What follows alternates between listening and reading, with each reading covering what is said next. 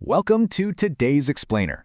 Okay, picture this. You're staring at a massive, completely blank page for a new project, and you just feel paralyzed, literally overwhelmed by the sheer scale of what needs to be done. Trust me, we have all been there. If you're nodding your head right now, you are in exactly the right place.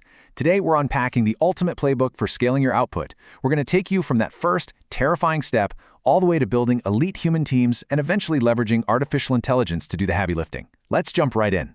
So why do we freeze up? It's the what ifs, right? What if I fail? What if people judge me? What if I start this thing and I just can't finish it? Entrepreneur Dan Martell makes a really fascinating point here. He highlights that this internal anxiety, that tight feeling sitting right in your chest, is almost always worse than the actual work itself. Our brains literally trick us. They make the task feel massive just to protect us from discomfort. So what do? We put it off. We wait for someday. We sit around waiting for this magical spark of motivation to just suddenly strike us before we even begin. But here's the thing. Waiting for perfection is a massive trap. Martell's core thesis here is brilliantly simple. Imperfect action beats perfect inaction every single time. You honestly don't need some grand master plan to break the seal of inaction. You just need to find the absolute smallest possible move you can make. Seriously, write one single sentence, do one push-up, send one tiny email. Taking that tiny imperfect action, that is exactly how you win the hardest battle, which is simply getting out of your own head. To guide us from that first step to ultimate scale, here is our roadmap for today's explainer. We'll start with overcoming the fear of starting, move into delegating to human teams, explore the AI delegation framework, look at putting AI into practice, and finally, peer into the future of work. Section 1. Overcoming fear of starting. Breaking the seal.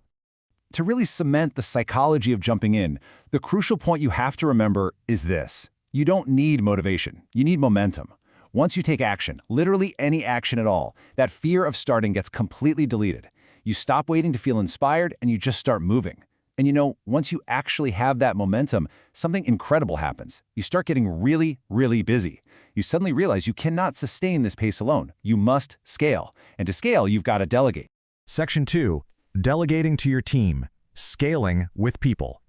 Now, as business leader Dave Ramsey points out, once you've got all this momentum going, you can't just hire a warm body and blindly hand over your systems. You need top-tier talent. Ramsey has this great term for them. He calls them thoroughbreds. A thoroughbred is someone who thinks critically above the problem, cares deeply about the work, and brings immense value to the table. And yeah, you have to be willing to pay them what they're actually worth, because the return on investment is massive. Honestly, you just need fewer thoroughbreds to do the work of a whole bunch of average employees. Because if you don't hire thoroughbreds, well, you run the risk of hiring what Ramsey jokingly calls donkeys. Donkeys are lazy, they're belligerent, and they honestly just don't care. And here is the real danger. Donkeys will expose their donkeyness and they will actively drive your top talent away. Think about it. Thoroughbreds absolutely do not want to work in a stable full of donkeys. So, as a leader, you've got to have the courage to remove those donkeys to protect your actual team. But hey, even if you manage to build a whole team of thoroughbreds, your delegation is going to fail if you don't have the right culture. Ramsey warns against this incredibly toxic corporate practice called mushroom communication. It basically means keeping people in the dark and feeding them, well, manure. If your team doesn't know what's going on, they're naturally going to assume the absolute worst. So to build a truly delegatable culture, you must over-communicate, give them the details, treat them like adults, and build real transparency. And it's that exact transparency that leads us to the ultimate formula for human scale. Trusting integrity plus trusting competency equals delegation. Listen, you can't just delegate to someone on day one just because they have a nice resume. True delegation means handing over a task and only checking the end results, not micromanaging every step of the process. And that kind of magic, it only happens when you completely trust your team members' character and their ability, which, let's be real, is earned over time. Section 3. The AI delegation framework. But what happens when even human delegation isn't enough? Tasks today multiply way faster than we can hire. Anthropic breaks down AI delegation into 3 really clean pillars to help with this. First, problem awareness. Second, platform awareness. And third, task delegation. This right here is your structural framework for figuring out exactly what work you should keep on your plate and what is way better handed off to an artificial intelligence assistant.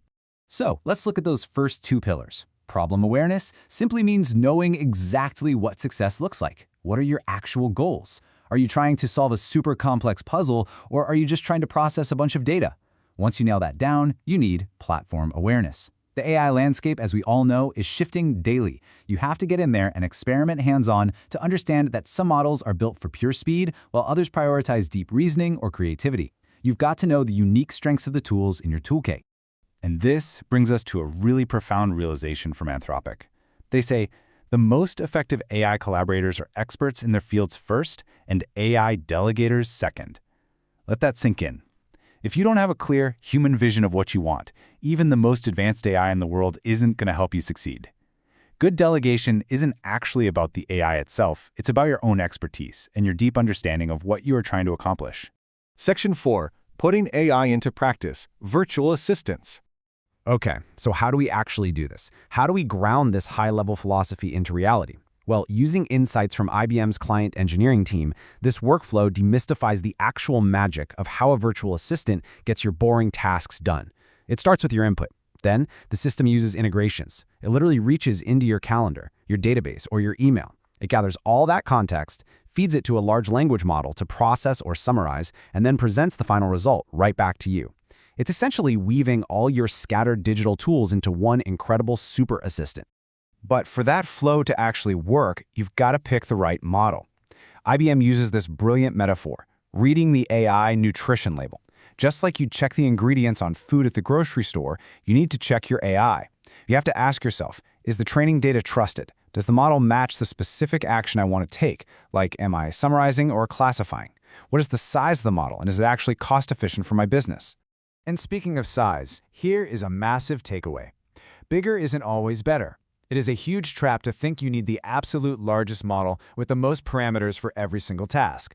An IBM engineer pointed out that while one giant model might be great for general chat, a smaller, highly specific model might be vastly superior and way cheaper for a specific task like code generation. It's all about matching the right tool to the task. Section 5. The future of work. Evolving roles. So how does this massive evolution in how we delegate actually impact our day-to-day roles? Think about it. Yesterday's grunt work involved digging through massive physical manuals, dialing up the internet, or just manually copying and pasting spreadsheet data for hours. But for future generations, the very concept of manual execution in isolated systems will seem completely outdated. They're going to operate seamlessly through mobile interactions and automated virtual assistants that are just acting on their behalf behind the scenes. The experts at IBM really said it best. Grunt work is a thing of the past. Just think about how inspiring that is. By delegating the repetitive, robotic tasks to AI and delegating the critical systems to our human thoroughbreds, we aren't losing our jobs, we're actually freeing ourselves up. We are reclaiming our time for true human connection, deep face-to-face strategy, and those giant world-changing ideas. So I want to leave you with this final lingering thought. You know how to start by taking imperfect action. You know how to build momentum, and you know how to scale it by delegating to brilliant humans and powerful AI. So, when the grunt work is completely gone, what will you create? Thanks so much for joining me on this explainer. Go out there, break the seal of inaction, and start building. I'll see you next time.